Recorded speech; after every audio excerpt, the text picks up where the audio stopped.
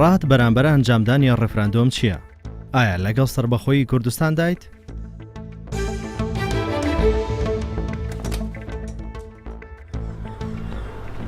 بله، از رجب مصطفى از خلق شیلات زمه قزامدیه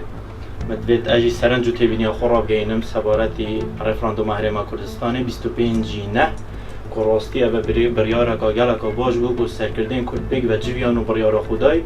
راستی مدویدن امجی وکی دولت دی وکی نتوین دی ببین خدان دولت خوب ببین خدان آلای خوب ببین خدان مبخوش شناسی هی بود چی ام نبینه دولت بود چی مسر بخوبون خون نبیتن مدویدن امجی سر بخوب از سر بخوب وکو چوا برینو گمدیتی بارزانی برف بلژیکا چوی و بتن آلای کردستان دانا بو آلای عراق دانا نبو مجید بید بو مجی هستگا خوش شد بید بو مجی هستگا نتوی چد بید ابي هەمولانەکان بە گوڕ و حەماسێکی وا بچنەوە سەر سندوقەکانی دەنگدان و دەنگ بەسەر بە خۆی بدەن بۆ ئەوەی ئێمەش لە ڕوانگەی کۆمەڵگەی نێودەوڵەتیەوە ئێعرازێکی وا نەبین و دەنگێکی وا بینین بەڵام ئەوەش چۆن ئەکرێ ئەبێ لە ناو ماڵی خۆمان ڕێک بخەینەوە ئەبێ هەمومان دەست لە ناو دەستی یەکتری بکەین بۆ ئەوەی ئەم ڕیفراندۆمە ببێتە هەنگایەکی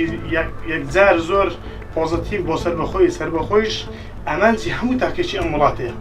وەک چۆن ئەمە خوێنمان ڕێژت لە پێناو ئەم گەلە لە پێناو ئەم خاکە بە هەمان شێوە دەبی خوێنش بڕێژین بۆ سەربەخۆی ڕیفراندۆمیش دەبی شتێک بیت سەربەخۆی لە دوا بێت. Ez Ahmed'im ji bajarê Hesekê ji bo Stayê tabi evêne anê yani umnîtek ji hemû şe'ba Kurdî re kî bi tu xwaze meselen dewletek Kurdî çêbibe û înşallah wê çêbibe û ev stêsta em giş bêrene û înşallah wê xêr be bizna Xwe Teala û biraya Serok Mesûd Barzanî. ڕام بەرامبەر ڕفراندۆم 100% لەگەڵم بڵێ و هەروەها 100%یش بە بەڵێ دەنگ دەدەم زۆر خۆشحاڵیش دەبم بکرێت دەبایە من بەڕای خۆم دەبایە زووتریش بکرابایە دەبێ وەکو ناخۆشی و